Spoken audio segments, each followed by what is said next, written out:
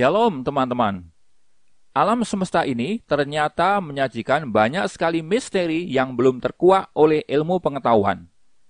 Mempelajari alam semesta tentu menjadi petualangan tersendiri yang sangat mengasihkan. Video ini mengajak teman-teman memulai petualangan mengasihkan itu dengan menjelajah bumi, planet-planet lain, bintang-bintang, hingga titik terjauh yang telah berhasil dijangkau oleh kecerdasan pengetahuan manusia. Ayo simak video ini sampai tuntas ya.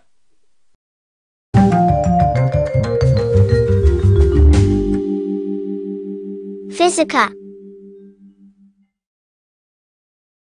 Teman-teman, mari kita memulai petualangan seru ini. Untuk itu, ayo kita mengenal apa yang dinamakan dengan benda-benda langit. Benda-benda langit adalah semua benda yang berada di semesta ini. Benda langit yang utama adalah planet dan bintang. Di samping itu, masih ada benda-benda langit lain seperti satelit, komet, lalu asteroid, meteoroid, dan meteor. Benda-benda langit tersebut membentuk sistem harmonis raksasa yang dinamakan tata surya. Planet bumi yang kita tinggal ini pun tentunya adalah bagian sebuah sistem tata surya. Oke? Lalu pengertian tata surya itu sebetulnya bagaimana? Tata surya didefinisikan sebagai sistem yang terdiri dari kumpulan benda langit yang terdiri dari sebuah bintang besar dan semua objek benda langit yang terikat oleh pengaruh gaya gravitasinya. Di dalam tata surya kita, bintang besar itu tidak lain adalah matahari. Sedangkan objek-objek benda langit yang dimaksud meliputi planet-planet besar yang berjumlah 8, lalu ada 5 planet kerdil atau disebut juga planet Katai, kemudian ratusan satelit-satelit alam yang telah teridentifikasi, dan jutaan benda langit lain seperti komet, asteroid, meteoroid, dan meteor. Teman-teman, ternyata sistem tata surya kita yang hebat ini merupakan bagian dari sistem yang jauh lebih besar lagi, yang dinamakan galaksi Bima Sakti, atau dikenal juga dengan nama Milky Way.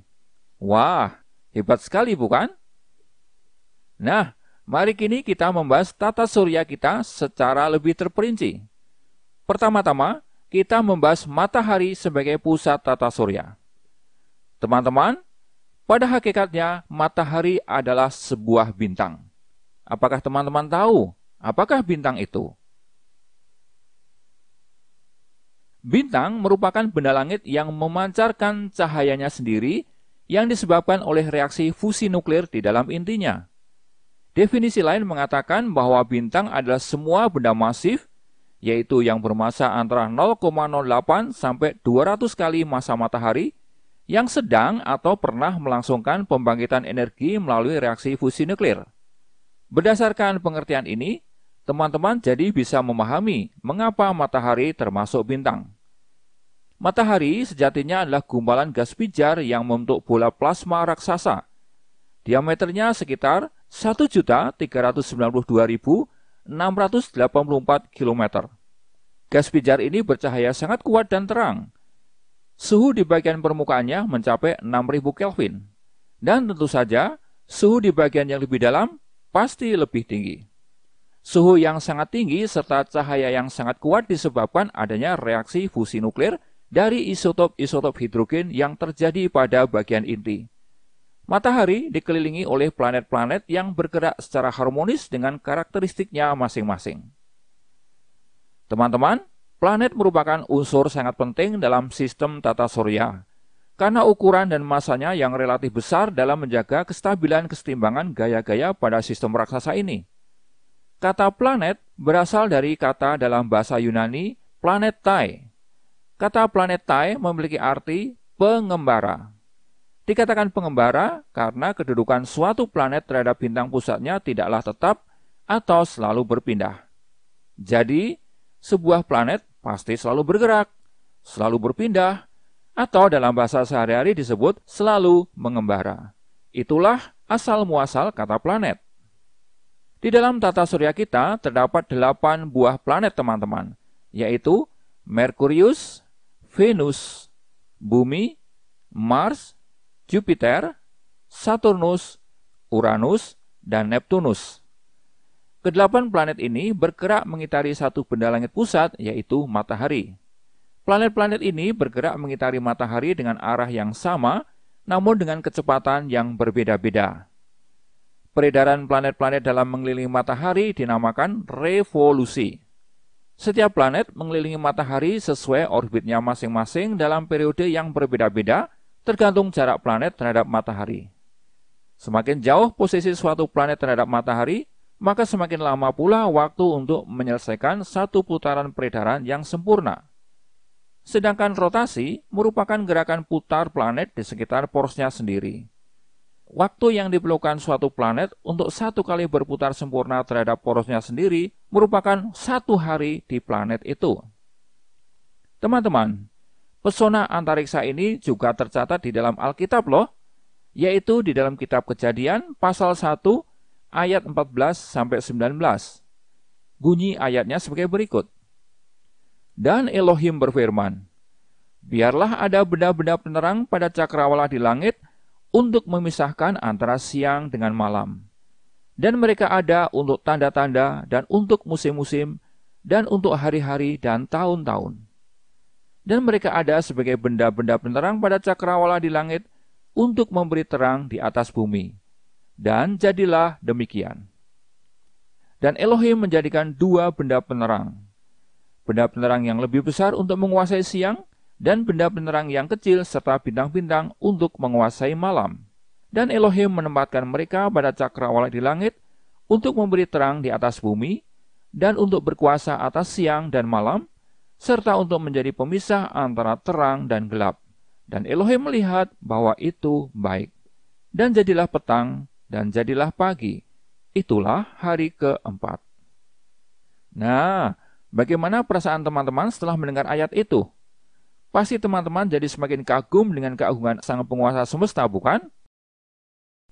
Oke, mari kita lanjutkan pembahasan seru ini dengan lebih mendetail ya. Planet-planet memiliki karakteristiknya masing-masing, baik dari sisi ukuran, dari sisi massa, lalu suhu permukaan, kemudian gas-gas penyusun di atmosfer, dan termasuk keberadaan satelit. Apakah teman-teman tahu apa itu satelit? Satelit adalah benda yang mengorbit atau mengitari suatu planet. Teman-teman, di dalam tata surya terdapat 290 satelit alam yang telah teridentifikasi dengan berbagai ukurannya. Satelit-satelit itu mengorbit di sekitar 6 planet dari seluruh planet yang ada. Secara umum, massa satelit alam jauh lebih kecil dibandingkan benda utamanya. Sampai di sini bisa dipahami ya teman-teman? Nah, ayo sekarang kita membahas masing-masing planet di tata surya kita secara lebih terperinci. Dimulai dengan planet Merkurius. Planet Merkurius adalah planet yang terdekat dengan matahari, sekaligus planet yang terkecil di dalam tata surya. Diameter planet ini 4.878 km. Jaraknya ke matahari adalah 57,9 juta kilometer. Planet ini tak memiliki satelit sama sekali, teman-teman. Suhu rata-rata di permukaannya mencapai 430 derajat Celcius. Kita lanjutkan dengan planet Venus. Planet Venus berdiameter 12.104 km. Jaraknya ke matahari adalah 108 juta kilometer. Planet ini pun tidak memiliki satelit. Di langit malam, planet ini adalah objek paling cerah setelah bulan. Suhu rata-rata di permukaannya mencapai 471 derajat Celcius. Kemudian kita bahas planet Bumi. Planet Bumi berdiameter 12.760 km. Sejauh ini, planet Bumi diketahui adalah satu-satunya planet yang memiliki kehidupan. Bumi tertutupi oleh 71% air dan selebihnya 29% adalah daratan. Bumi memiliki struktur berupa lapisan-lapisan yaitu inti dalam, kemudian inti luar, kemudian mantel, dan kerak bumi. Di bagian luarnya, bumi diselubungi lapisan gas campuran oksigen dan nitrogen, serta gas-gas lain dalam persentase yang jauh lebih kecil. Teman-teman, gas-gas ini sangat berguna untuk menahan radiasi langsung cahaya matahari. Lapisan gas ini dinamakan atmosfer. Jarak bumi ke matahari adalah 150 juta kilometer, sedangkan suhu rata-rata di permukaannya adalah 16 derajat Celcius. Dan bumi memiliki 1 buah satelit. Teman-teman semoga sudah tahu ya apa nama satelit itu. Ya betul, satelit itu adalah bulan. Kita bisa melihatnya di malam cerah sebagai bola yang bersinar cerah tetapi teduh. Oh iya teman-teman, terkait dengan bumi, bulan, dan matahari, kita mengenal fenomena unik yang disebut dengan gerhana. Teman-teman sering menyaksikan kan? Setidaknya di televisi. Kita mengenal 2 jenis gerhana, yaitu gerhana bulan dan gerhana matahari.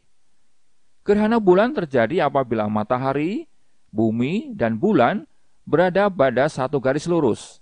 Gerhana bulan terjadi pada malam hari ketika bulan berada pada fase bulan purnama. Ada 2 macam gerhana bulan teman-teman, yaitu gerhana bulan sebagian dan gerhana bulan total. Gerhana bulan sebagian terjadi apabila bulan masuk pada daerah penumbra bumi. Penumbra adalah daerah bayang-bayang bumi yang tidak terlalu gelap. Adapun gerhana bulan total terjadi bila bulan masuk pada daerah bayang-bayang umbra bumi. Umbra adalah daerah bayang-bayang bumi yang gelap. Sedangkan gerhana matahari terjadi ketika sinar matahari terhalang oleh bulan. Dengan demikian, sebagian tempat di bumi tidak memperoleh cahaya matahari. Gerhana matahari berlangsung ketika matahari, bulan, dan bumi berada pada satu garis lurus. Gerhana ini terjadi di siang hari dan saat bulan berada pada fase bulan baru. Teman-teman, kita mengenal 2 jenis gerhana matahari, yaitu gerhana matahari total dan gerhana matahari sebagian. Gerhana matahari total akan dialami oleh mereka yang berada di daerah umbra bulan. Sedangkan jika diamati dari daerah penumbra, hanya akan tampak sebagai gerhana matahari sebagian. Itulah peristiwa gerhana bulan dan gerhana matahari, teman-teman. Baik, mari kita lanjutkan pembahasan kita tentang planet. Sekarang kita bahas planet Mars ya. Planet Mars. Planet Mars berdiameter 6.779 km. Jarak planet ini ke matahari adalah 228 juta kilometer. Planet ini memiliki 2 satelit yang disebut Phobos dan Deimos. Suhu rata-rata di permukaannya adalah minus 28 derajat Celcius. Planet berikutnya yaitu planet Jupiter. Planet Jupiter adalah planet terbesar dalam sistem tata surya kita dengan diameter mencapai 139.820 km. Jarak planet Jupiter ke matahari adalah 779 juta kilometer. Teman-teman, planet ini memiliki 4 satelit besar dan 63 satelit kecil. Di permukaannya terdapat gas hidrogen dan helium, sedangkan suhu rata-rata di permukaannya adalah minus 108 derajat Celcius. Planet Saturnus. Planet Saturnus berdiameter 116.640 km, sehingga merupakan planet terbesar kedua setelah Jupiter. Jaraknya ke matahari mencapai 1.430 juta kilometer. Planet Saturnus memiliki cincin yang tersusun dari batu dan es. Saturnus banyak mengandung gas helium dan hidrogen di bagian permukaannya, sedangkan suhu rata-rata di permukaannya adalah minus 138 derajat Celcius. Kemudian kita bahas planet Uranus, teman-teman. Planet Uranus berdiameter 50.725 km. Jarak planet ini ke matahari adalah 2.880 juta kilometer. Karena jarak ini sangat jauh dari matahari, menjadikan Uranus sebagai planet terdingin. Gas yang menyelubungi planet Uranus serupa dengan selubung di Jupiter dan Saturnus, yaitu hidrogen dan helium. Uranus mengandung banyak es yang mengandung air, juga amonia dan metana, bersama juga dengan sedikit hidrokarbon. Suhu rata-rata di permukaan Uranus adalah minus 195 derajat Celcius. Lalu planet yang terakhir adalah Neptunus. Diameter planet ini adalah 49.244 km. Jarak planet Neptunus ke matahari mencapai 4.500 juta kilometer. Permukaan planet ini mengandung gas hidrogen dan helium yang cukup padat serta gas metana. Teman-teman, di permukaan planet ini sering terjadi badai angin, sehingga planet ini disebut planet berangin. Suhu rata-rata di permukaannya mencapai minus 200 derajat Celcius. Nah, itulah teman-teman, berbagai keterangan menarik tentang planet-planet di tata surya kita. Bagaimana? Sejauh ini pelajarannya tentu sangat mengasihkan, bukan? Nah, untuk semakin memperkaya pengetahuan teman-teman, ayo kita lengkapi dengan informasi tentang beberapa benda langit lain yang tak kalah menariknya, yaitu komet, asteroid, meteoroid, dan meteor. Benda-benda ini secara umum berukuran lebih kecil dari planet-planet yang disebutkan sebelumnya. Mari kita mulai dengan benda yang dinamakan komet. Komet adalah benda besar yang terdiri dari debu dan es yang mengorbit matahari. Komet mudah dikenali teman-teman karena memiliki ciri khusus yaitu adanya ekor yang panjang. Banyak komet ditemukan di luar orbit Neptunus yang disebut dengan sabuk Kuiper. Komet yang berlokasi di sabuk Kuiper ini disebut dengan komet periode pendek. Tetapi tidak hanya itu teman-teman. Ternyata ada sekumpulan komet lain dengan jumlah yang jauh lebih besar yang terletak di tepi luar tata surya yang membentuk awan komet yang dinamakan awan Oort. Dari matahari, awan komet ini diperkirakan berada pada jarak sekitar 1000 kali jarak Pluto ke matahari. Wah, jauh bukan main ya. Kemudian benda langit berikutnya yang kita bahas adalah asteroid. Teman-teman, asteroid kadang disebut juga dengan sebutan planet minor atau planetoid. Asteroid berukuran lebih kecil daripada planet. Asteroid pada umumnya berada di tata surya dalam, yaitu bagian yang lebih dalam dari planet Neptunus. Berbeda dengan komet, asteroid tidak menampakkan adanya ekor. Teman-teman, ternyata asteroid ada dalam jumlah hingga jutaan loh. Banyak ya. Sebagian besar diketahui mengorbit pada satu jalur yang dinamakan sabuk asteroid. Jalur ini disebut sabuk asteroid karena begitu banyaknya asteroid yang melintasi jalur ini sehingga dari bumi terlihat seperti sabuk. Sabuk ini berada di antara orbit Mars dan Jupiter. Oh iya, ternyata ada pula loh asteroid-asteroid kecil yang melintas dekat dengan bumi. Tetapi mereka jarang dapat dilihat dengan mata telanjang. Kemudian meteoroid. Meteoroid adalah benda angkasa berupa batu-batu yang mengandung mineral. Ukuran meteoroid lebih kecil daripada asteroid, teman-teman. Meteoroid sebetulnya adalah puing-puing batu dari sisa pembentukan tata surya yang terjadi miliaran tahun silam. Lalu benda langit berikutnya adalah meteor. Meteor sebetulnya adalah meteoroid juga, teman-teman. Namun meteor adalah meteoroid yang sudah memasuki atmosfer suatu planet. Begitu masuk ke atmosfer bumi misalnya, meteor yang bergerak dengan kecepatan sangat tinggi itu mendadak mengalami gesekan dengan udara, sehingga terciptalah panas tinggi yang ditampakkan dengan adanya cahaya terang. Orang awam di masyarakat kita sering menamai meteor dengan nama bintang jatuh. Nah, bagaimana? Seru kan pembahasan kita, teman-teman? Sampai di sini semoga bisa dipahami ya. Lalu setelah kita belajar tentang benda-benda langit, mari kita membahas aneka fenomena alam yang sering terjadi di langit. Pembahasan ini tak kalah serunya loh. Fenomena alam di langit yang dimaksudkan meliputi aurora, pelangi, halo, supermoon, petir, dan hujan meteor. Mari kita mulai dengan aurora. Aurora atau disebut cahaya kutub adalah pancaran cahaya yang menyala-nyala dan menari-nari di langit malam di atmosfer pada suatu planet. Fenomena ini terjadi sebagai akibat interaksi antara medan magnet planet tersebut dengan arus deras partikel bermuatan yang dipancarkan dari matahari. Arus partikel bermuatan ini sering disebut juga sebagai angin surya.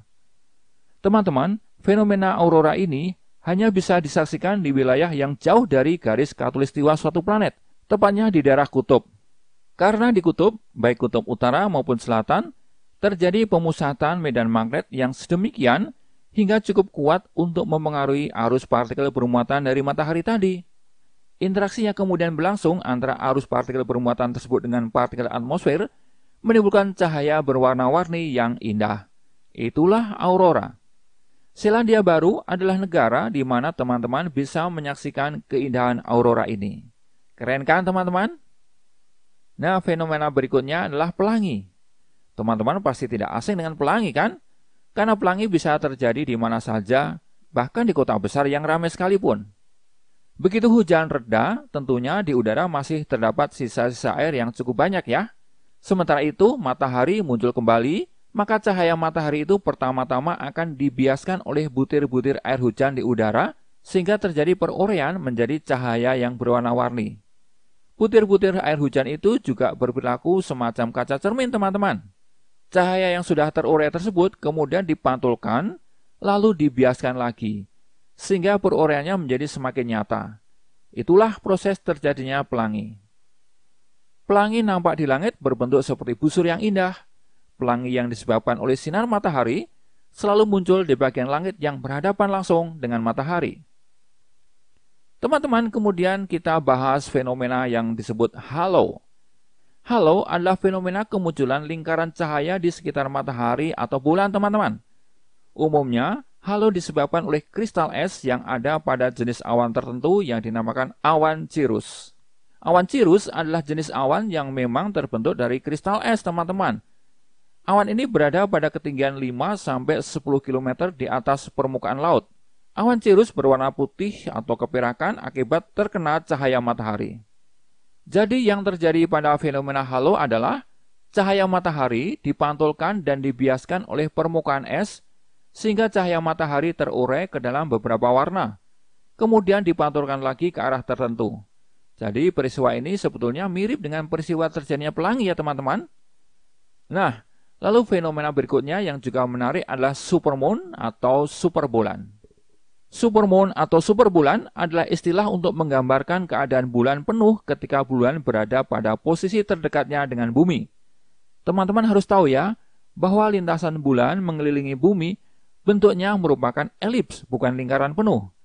Jadi posisi bulan terhadap bumi mengalami dua titik ekstrim, yaitu titik terjauh dan titik terdekat. Pada posisi bulan di titik terdekat inilah terjadinya supermoon. Ketika fenomena ini terjadi, bulan tampak lebih besar dan lebih terang. Meskipun perubahan jaraknya sebenarnya hanya beberapa kilometer saja dari jarak rata-ratanya. Nah, sekarang kita membahas fenomena yang sangat sering kita saksikan teman-teman, yaitu petir. Petir dikenal juga dengan nama kilat atau halilintar. Petir adalah fenomena alam di langit yang biasa muncul pada musim hujan. Petir secara visual muncul sebagai kilatan cahaya sesaat yang sangat menyilaukan. Kemudian sekonyong-konyong disusur suara gelegar. Itulah guruh. Petir terjadi karena ada perbedaan potensial antara awan dan bumi, atau antara awan dengan awan yang lain, teman-teman. Jika perbedaan potensial itu cukup besar, maka akan terjadi pembuangan muatan negatif dari awan ke bumi, atau sebaliknya, guna mencapai kesetimbangan listrik. Pada proses pembuangan muatan ini, elektron akan melintasi udara. Pada saat elektron mampu menembus ambang batas isolasi udara inilah, terjadilah ledakan suara. Petir sering terjadi pada musim hujan. Karena pada musim hujan, daya isolasinya turun sehingga arus elektron lebih mudah mengalir. Nah, teman-teman, kemudian inilah fenomena yang terakhir, yaitu hujan meteor. Wah, namanya seru ya. Hujan meteor terjadi saat sejumlah meteor terlihat pada malam hari. Seperti sudah diterangkan sebelumnya, meteor adalah meteoroid yang memasuki bumi. Istilah hujan meteor ini mengacu pada jumlah meteor yang sangat banyak dengan ukuran setiap meteornya yang relatif kecil, sehingga dianalogikan dengan hujan. Tahu nggak teman-teman, ukuran meteor pada fenomena hujan meteor ini umumnya hanya sebesar butir pasir loh. Kecil sekali kan? Itu pun hampir semuanya hancur menjadi debu sangat halus sebelum mencapai permukaan bumi akibat bertabrakan dengan partikel-partikel udara. Hujan meteor umumnya terjadi ketika bumi bergerak cukup dekat dengan orbit suatu komet dan melalui serpihan-serpihannya. Oke teman-teman, bagaimana pelajaran langit dan bumi ini? Menarik bukan? Semoga teman-teman bisa memahami pengetahuan yang mengasihkan ini ya. Namun bila masih ada keraguan, silahkan tonton ulang video ini sampai tuntas ya. Sampai jumpa, Tuhan memberkati.